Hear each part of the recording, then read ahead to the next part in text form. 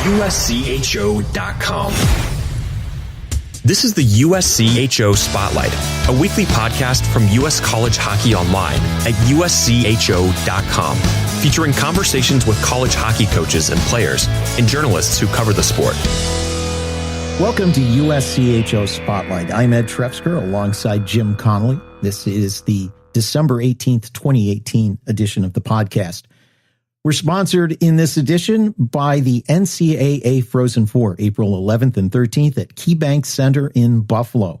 Visit ncaa.com/Frozen4 for more information. We have two guests on this edition of USCHO Spotlight. Our first guest is Chris Bergeron, the head coach of Bowling Green State University. Bowling Green just a point out of first place in the WCHA after a weekend sweep of Minnesota State. Chris, a great weekend for your team, obviously playing a very strong opponent in Minnesota State, the ability to pull off 2 4-1 victories. That has to be a nice way to enter this holiday break. Yeah, 100% it was. I thought we played probably as complete games back-to-back as we played all year. I've got nothing but the utmost respect for Mike Hastings and Minnesota State and their program, what they've done, and they're the measuring stick in the WCHA. It was a kind of a not a normal week because our guys had exams, and I know theirs did too, and they were traveling and so on. But it was the end of a long first half, and you're not really sure what you're going to get. You know what I mean? When you're dealing with these young guys and they're dealing with exams and some of the off ice issues with school. But I thought our guys did a nice job. And I don't think it's anything more than a half step forward for our program. We haven't been able to win a series like that, and it's a half step for us to do it. I look at, you mentioned how strong a team Minnesota State was coming into that weekend. Your team on a pretty good streak as well. Your last loss November 16th, so almost a full month without a loss. And in that time, you've won different types of game, 2-1 games, 6-2 games, 4-3. You've found ways to win in different fashions. Just talk a little bit about that and how important it is to know that you can win the really tight games, but you can also find ways to close teams out as well. Well, obviously, from a coach's standpoint, it's imperative. We want to pride ourselves on being able to defend, and over the course of our time at BG, I think our goaltending's been pretty good. So when you start there as a foundation, it's a good place to start. But then obviously you have to score, and I think we've been able to recruit some players that bring that, that angle to our team, that offensive angle, without giving up the defense. So if we've got to go nose to nose with somebody and just kind of out defend them and get lucky and win a 2-1 game, we've been able to do that. And then there's been nights where pucks have gone in the net. And when on those nights, and even on the closer games nights, it hasn't been one person. We have done it by committee in the 9 years we've been at BG, and we've got to continue to do that. We don't necessarily want to rely on one person. I don't think we're built that way. And I do like the contributions made by a bunch of different people for the first half of the year. And this past weekend was no different. I mean, Lucas Craig's is a guy that comes to mind because he had a couple of goals on Saturday, but it was a bunch of guys that contributed, and that's the way our team has been. I look, Chris, before you went into this unbeaten streak here that rides back to November 16th. Before that, in a 4-game span, you had 3 times were shut out. One was a 0-0 tie that you got a goal in the 3-on-3 overtime, but basically it was scoring became a little bit difficult. As a coach, what does the psychiatrist in you have to do to kind of keep the guys mentally understanding that pucks will finally go in the net? Well, what we were trying to do, and this is probably a bunch of coaches know what I'm talking about, is you try not to overcoach and you try not to undercoach, because we had done it. So do you switch the lines up? Do you switch the power plays up? Do you switch everything up? Or do you leave it alone, knowing that we've done it before? Because our first 7-game segment, Our power play was at 34%. We've been scoring goals like crazy. And then, as you say, we go through 3 games, and the natural instinct I find of these young guys is to start cheating the game, start cheating to get offense. And the coach in us is the one saying you cannot do it that way. It can't be through cheating that we're going to get out of this scoring slump. It's through doing it, even harder and more simple and more pucks on net and more traffic in front and so on. And you just basically, you rely on your older people. You rely on the relationships you have with your players that they're listening. It's not easy, man. I mean, you hit it on the head. It was 3 games, and yeah, we faced some good goaltenders over that time. There's no doubt about it, but we weren't doing the things we had done early in the year to score. And there was some questions going on. The psychiatrist / coach in all of us on the staff was let's just go back to our starting point and do the things we know we can control every game, which is work, which is pucks on net, which is traffic, and those kind of things. And they seem to be paying off a little bit more. We're speaking with Chris Bergeron, head coach at Bowling Green. Chris, when you took the position at Bowling Green, it wasn't too far removed from some real worries about whether the program would continue. Then followed some multi-million-dollar renovations and a definite upward trajectory to the program. Do you have some reflections on coming from where the program was to what's been several years of pretty good success in the WCHA? My reflection is more based on our fan base, whether it be alumni or people in the town of Bowling Green, and then the hockey alums. It is a strong group of people that care about this program. How it got to where it got to in the 2009, 2008, 2010, whatever it was, how it got to that point, I don't really think matters when I look back. But you think about how the people around here deserve to have a hockey program they can be proud of, and over the past few years, we think they've gotten that, and you see them come out, you see the support, and you see how many people care about this thing. That's the part a lot of people don't know. I didn't know coming from the outside, and now that I've been able to experience it firsthand. These people deserve to feel good about this program, and I think they do. And I do think that from a BGSU standpoint, the people on campus have taken notice of that, and the building looks better. The commitment to ice hockey, I think, is where it needs to be, and so on and so forth. Which you have to have. You have to have people on campus that see the value in ice hockey and what the program brings to the community, both on the campus and off. And those are the things I think about when I reflect back. Yes, it was hard work, and Barry, Ty, and myself. There were some days where we were probably questioning what we were doing. But what you truly go back to is the amount of people that care about this program, and I think right now it's in a pretty good spot. Now we've kind of been on the cusp, and it's hopefully it's time for us to keep moving forward and take that next big step into winning something.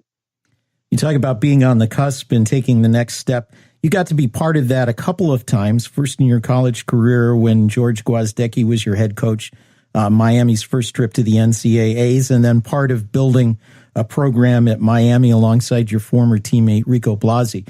What are some things that you've learned from that maybe apply here as you build at Bowling Green? The things that come to my mind as a player when I was part of that with George and Rico and I were teammates is that we just weren't going to be denied. We were sick of being that team in the league that people laughed at. And I mean, my second year, we may have been the worst team in college hockey. And then the fourth year, we win the league and go to the national tournament.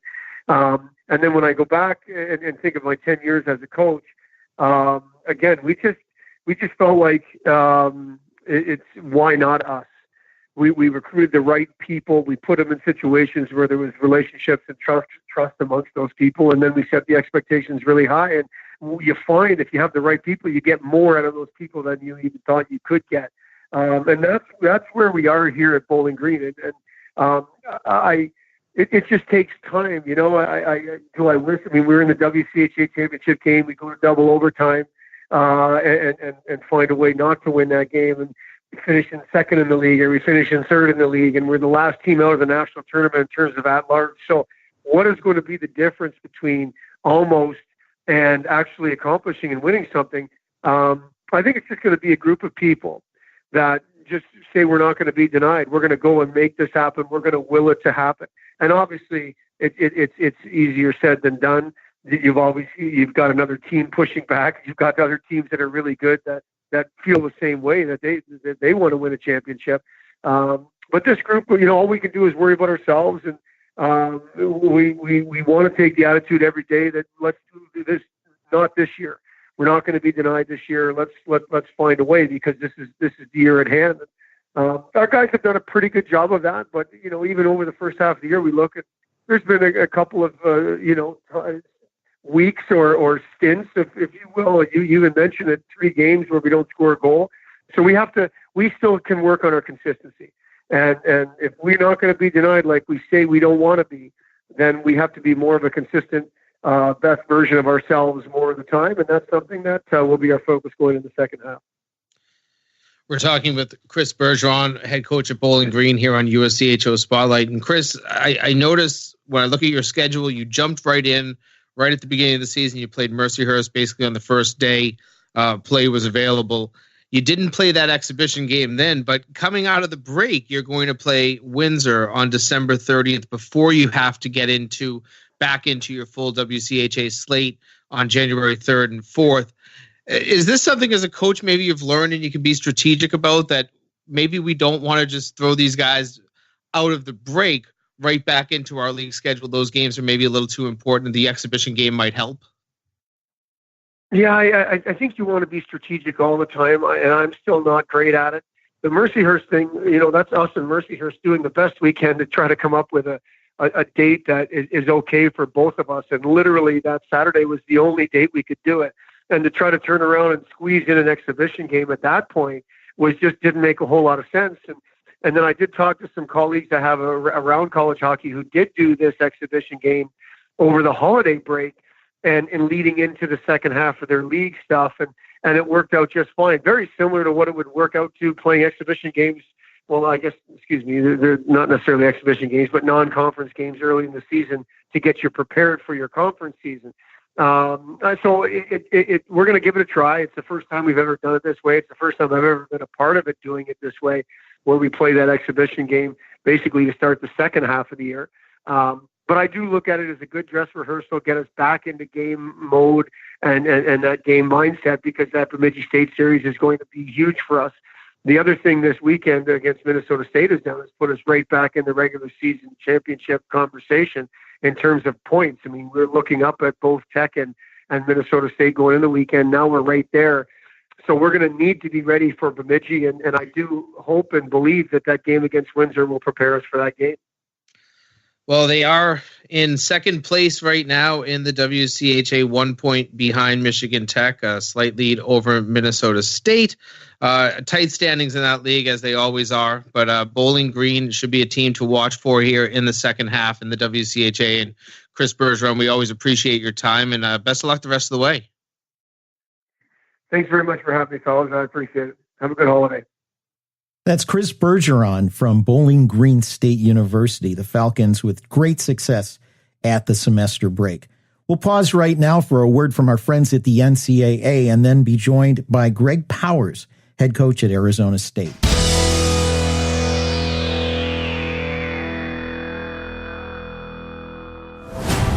Speed and precision, unrelenting power. This trophy is not given, it must be earned. The 2019 NCAA Frozen Four, April 11th and 13th at KeyBank Center in Buffalo. With a shot, saved by Morris. Takes the shot, Visit ncaa.com/Frozen4 and get your tickets today. A few weeks ago, we were joined by Arizona State head coach Greg Powers, and we wanted to check in with him again as the Sun Devils continue on a tear. Greg, welcome back to the show. The team continues to roll, maybe some bumps along the way, but 4 good wins down the stretch here to enter the break. Thanks for having me on, guys. Yeah, we're happy about heading to the break, winning 4 straight. Obviously, two really good wins at Princeton against a heck of a team, and then finishing up against an NCHC team at home in Colorado College. So the guys are feeling good and some well-earned time off, I guess you could say. You've bounced up into the national rankings a few weeks ago now. I guess that was about the time we talked to you a little over a month ago. But the teams played good hockey, and then the weekend at Omaha where you didn't come away with a victory. I think you can look at that. People can look at that and say, "Oh, maybe they're not as real. They're not, they're not that good of a team or whatever."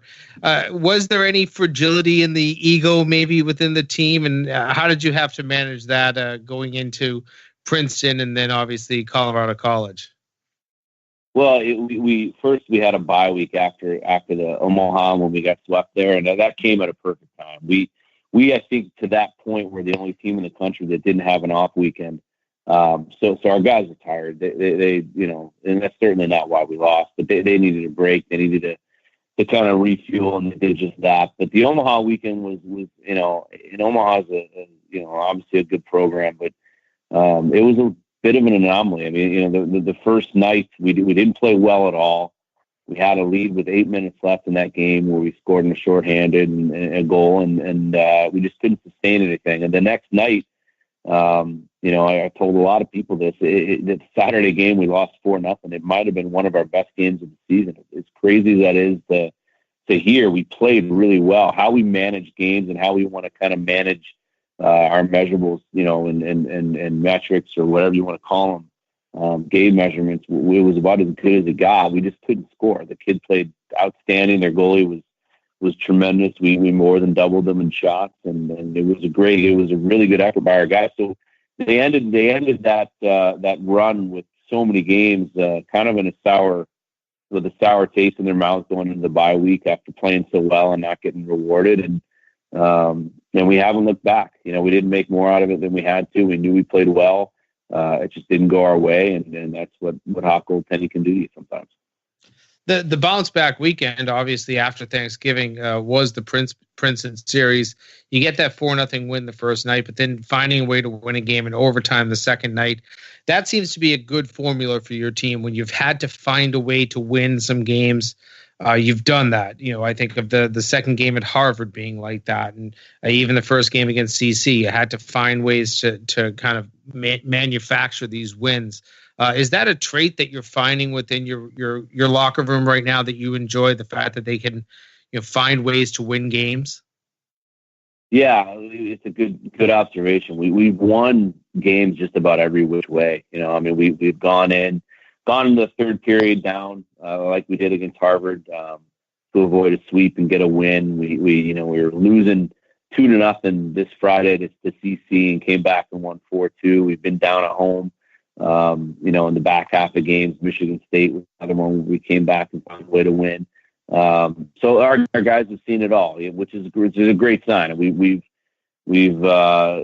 haven't been a super hot starting team over the course of the last month and a half, but outside of Princeton, we started really hot in those two games. But other than that, it's been just a 60-minute grinded out effort, and our guys just believe they can do it no matter what they have, no matter what the situation. And I think that's an important trait to have as we go into the home stretch here. Greg, I know we talked about it after the Michigan State weekend, or talked about him, but Joey Decord and Ned, he just continues to really be this stalwart guy.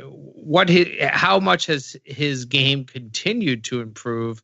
I believe it's 5 shutouts he has on the season after a 4-0 win against Colorado College. It just feels like he is one of those goaltenders that people might not be seeing on a night in, night out basis nationally, but this is a kid that might be have an All-American or a Hobie Baker future for him.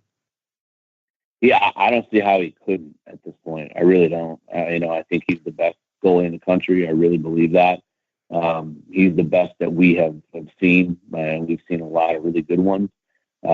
He's essentially had one weekend where he wasn't really, really good, and that was at Omaha. He wasn't bad, but just wasn't as good as he had been the rest of the year. And the way he plays and the confidence he plays with and the big saves that he makes, it just invigorates our guys and gives our bench so much confidence playing in front of that. And, how he couldn't be at this point, very serious consideration for the Richter, or like you said, All-American, or maybe even more, would be a mystery to me, because he has just had a tremendous year. We're talking with Greg Powers, head coach at Arizona State. It may seem strange to some people to ask this question, but 14-6 right now, the 8th strongest schedule that anyone in Division I has faced. But what are some areas you'd like to see your team improve on? Well, even though I think our power play is right at about 19%, we haven't executed on it as much as we feel like we should have. The structure is really good. Everything's there. We get it in, we set it up. But I think we need to score more goals consistently on the power play. And I think we're 24th in the country on that right now. And if we can improve on that and we challenge our guys to get a power play goal every game, and we haven't done that. But generally when we do, we have a tremendous amount of success. So I know one of the biggest goals for us going into the final 14 games of the rest of the regular season is going to be get a power play goal every night and climb up, into the top 15 in the country in that category. And I think if we can do that, we'll give ourselves a really good chance to continue to win some games. As an independent team, you mentioned 14 games left. You're going to have a few bye weeks crammed in there after only having one in the first half. How do you handle that to keep the team fresh and in game playing shape with those gaps in between?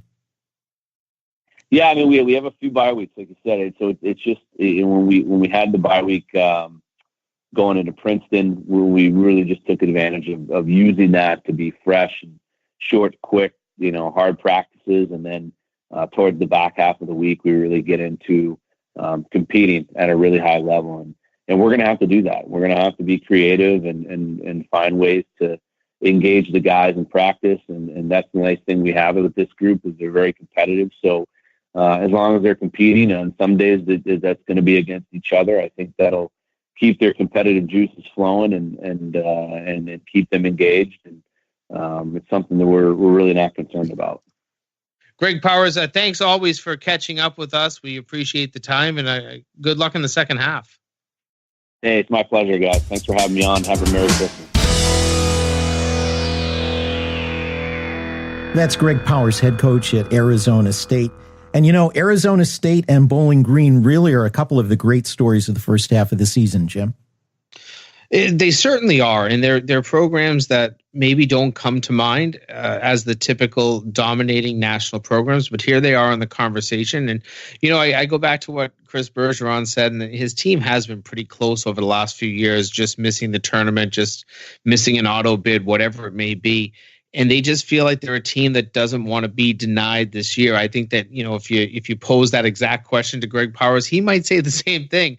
It's early on for their program, but I know that he has some hunger. He knows that this is a program that has a lot of potential, and you want to be able to take advantage, strike while the iron is hot, and maybe make that NCAA tournament, which everybody knows.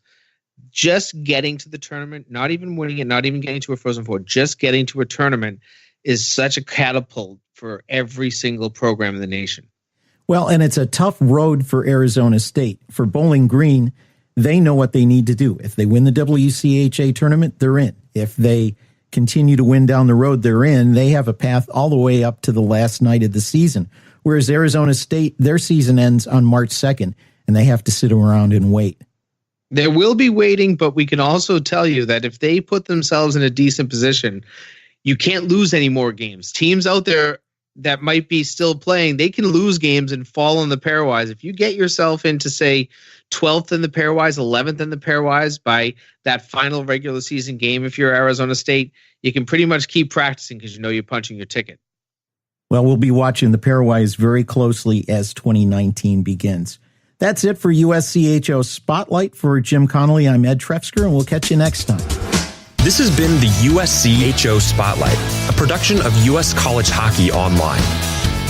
Visit uscho.com/podcasts to listen or subscribe.